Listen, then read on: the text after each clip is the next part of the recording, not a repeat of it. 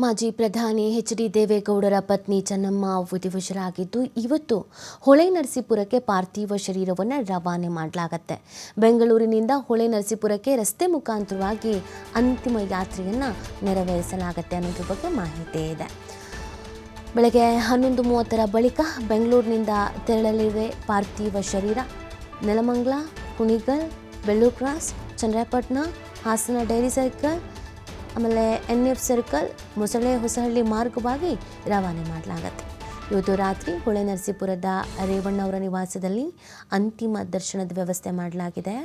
ನಾಳೆ ಬೆಳಗ್ಗೆ 7ರಿಂದ 9:30ರವರೆಗೆ ಪಾರ್ಥಿವ ಶರೀರದ ಅಂತಿಮ ದರ್ಶನವನ್ನು ವ್ಯವಸ್ಥೆ ಮಾಡಿಕೊಂಡಿದ್ದಾರೆ. ಇನ್ನು ನಾಳೆ ಮಧ್ಯಾಹ್ನ 2ರಿಂದ ಸಂಜೆ 4:15ರ ವೇಳೆಗೆ ಅಂತಿಮ ವಿಧಿವಿಧಾನವನ್ನು ನೆರವೇರಿಸಲಾಗುತ್ತೆ. ಮಾವಿನಕೆರೆ ರಂಗನಾಥ ಸ್ವಾಮಿ ಬೆಟ್ಟದ ತಪ್ಪಲಿನಲ್ಲಿ ಅಂತ್ಯಕ್ರಿಯೆ, ಒಕ್ಕಲಿಗ ಸಂಪ್ರದಾಯದಂತೆ ನಡೆಯುವ ಅಂತಿಮ ವಿಧಿವಿಧಾನ. ಇವರಿಗೆ ಮನೆ ದೇವರು ಅಂತಂದರೆ ತುಂಬಾ ಭಕ್ತಿ. ಮನೆ ದೇವರು ಹರದನಹಳ್ಳಿಯ ಈಶ್ವರ ಅಂದರೆ ಸಿಕ್ಕಾಪಟ್ಟೆ ಅಚ್ಚುಮೆಚ್ಚು. ಆಮೇಲೆ ಈ ಮಾವಿನಕೆರೆ ರಂಗನಾಥ ಈ ದೇವಸ್ಥಾನಕ್ಕೆ ತಪ್ಪದೇ ಹೋಗೋರು ಗಂಡ ಹೆಂಡತಿ ಇಬ್ಬರೂ. ಇತ್ತೀಚೆಗೆ ಇವರ ಅನಾರೋಗ್ಯ ಆದಮೇಲೆ ಚೆನ್ನಮ್ಮ ಅವ್ರು ಹೋಗಿರಲಿಲ್ಲ, ಆದರೆ ದೇವೇಗೌಡರು ಹೋಗೋದು ಇನ್ನೂ ಬಿಟ್ಟಿಲ್ಲ. ಮಾವಿನಕೆರೆ ರಂಗನಾಥ ಸ್ವಾಮಿ ಅಂದರೆ ಅಷ್ಟು ಭಕ್ತಿ. ಅದೇ ಬೆಟ್ಟದ ತಪ್ಪಲಿನಲ್ಲಿ ಅಂತ್ಯಕ್ರಿಯೆಗೆ ಈಗ ಕುಟುಂಬಸ್ಥರು ನಿರ್ಧರಿಸಿದ್ದಾರೆ. ಇನ್ನು ಅಂತಿಮ ದರ್ಶನದ ವ್ಯವಸ್ಥೆ ಹೇಗಿದೆ, ಏನು ಎಲ್ಲದ್ರ ಬಗ್ಗೆ ಮಾಹಿತಿಯನ್ನು ನೀಡ್ತಾರೆ ನಮ್ಮ ಪ್ರತಿನಿಧಿ ಗಣೇಶ್ ಲೈವ್ನಲ್ಲಿ ಜಾಯ್ನ್ ಆಗ್ತಾ ಇದ್ದಾರೆ. ಗಣೇಶ್, ಇವತ್ತು ಅಂತಿಮ ದರ್ಶನದ ವ್ಯವಸ್ಥೆ ಬೆಂಗಳೂರಿನಲ್ಲೂ ಇದೆ, ಹಾಸನದಲ್ಲೂ ಕೂಡ ಇದೆ. ಎಷ್ಟೊತ್ತು ತನಕ ಬೆಂಗಳೂರಿನಲ್ಲಿ ಅಂತಿಮ ದರ್ಶನದ ವ್ಯವಸ್ಥೆಯನ್ನು ಮಾಡಿಕೊಡಲಾಗಿದೆ? ಯಾವ ರೀತಿ ತಯಾರಿಗಳಾಗಿದೆ?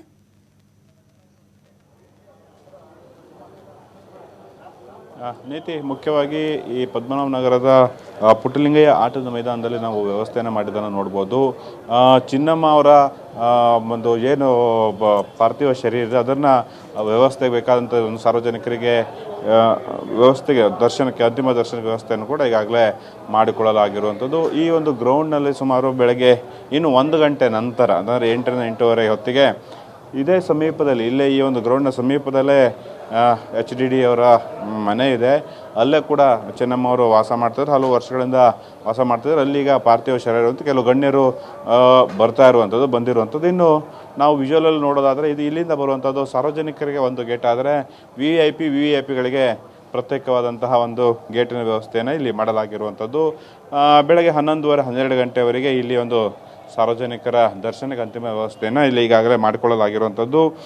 ಈ ಒಂದು ಸಂಬಂಧ 1000ಕ್ಕೂ ಹೆಚ್ಚು ಏನು ಪೊಲೀಸರನ್ನ ನಿಯೋಜನೆ ಮಾಡಿದ್ದಾರೆ. 350ಕ್ಕೂ ಹೆಚ್ಚು ಒಂದು ರೀತಿ ಖಾಕಿ ಪಡೆಯ ಒಂದು ರೀತಿಯಲ್ಲಿ ಸರಪುಗಾಲಿನಲ್ಲಿ ಇರುವಂಥದ್ದು. ಅಂದರೆ ಇಡೀ ರಾಜ್ಯದ ಗಣ್ಯರು, ಅದರಲ್ಲೂ ಕೂಡ ಮಾಜಿ ಪ್ರಧಾನಿ ಎಚ್.ಡಿ. ದೇವೇಗೌಡ ಅವರ ಪತ್ನಿಯಾಗಿರುವಂಥ ಹಿನ್ನೆಲೆಯಲ್ಲಿ VVIPಗಳು ದೇಶವ್ಯಾಪಿಯಿಂದಲೂ ಬರುವಂತಹ ಸಾಧ್ಯತೆಗಳಿರುವಂಥ ಹಿನ್ನೆಲೆಯಲ್ಲಿ ವಿಶೇಷ ಭದ್ರತಾ ವ್ಯವಸ್ಥೆಯನ್ನು ಕೂಡ ಈಗಾಗಲೇ ನಿಯೋಜನೆ ಮಾಡಿಕೊಂಡಿರುವಂಥದ್ದು. ನಾವು ನೋಡ್ತಾ ಇರುವಂತಹ ಒಂದು ಪಾಯಿಂಟ್ ಏನಿದೆ, ಅದು VVIPಗಳು, ಗಣ್ಯರು, ಅತಿಥಿಗಳು ಬರುವಂಥದ್ದು. ಅವರು ಏನು ಚಿನ್ನಮ್ಮ ಅವರ ಪಾರ್ಥಿವ ಶರೀರದ ಅಂತಿಮ ದರ್ಶನಕ್ಕೆ ಬರುವಂತಹ ಒಂದು ಜಾಗ, ಅದಕ್ಕೆ ಬೇಕಾದಂಥ ಎಲ್ಲ ಸಿದ್ಧತೆಗಳು ಕೂಡ ಈಗ ಆಗಿರುವಂಥದ್ದು. ಮುಖ್ಯವಾಗಿ ಎಲ್ಲೂ ಕೂಡ ಯಾವುದೇ ರೀತಿ ನೂಕುನುಗ್ಗಲಾಗಬಾರ್ದು, ತೊಂದರೆಗಳಾಗಬಾರ್ದು, ಜನಸಾಮಾನ್ಯರು ಕೂಡ ತೊಂದರೆ ಆಗಬಾರ್ದು, ಬರುವಂತಹ ಗಣ್ಯರಿಗೂ ಕೂಡ ಯಾವುದಕ್ಕೂ ಕೂಡ ತೊಂದರೆ ಆಗಬಾರ್ದು ಅನ್ನೋ ನಿಟ್ಟಿನಲ್ಲಿ ಎಲ್ಲ ರೀತಿಯ ಭದ್ರತಾ ವ್ಯವಸ್ಥೆಗಳನ್ನು ಬೆಂಗಳೂರು ನಗರ ಪೊಲೀಸರು ತೆಗೆದುಕೊಂಡಿದ್ದಾರೆ.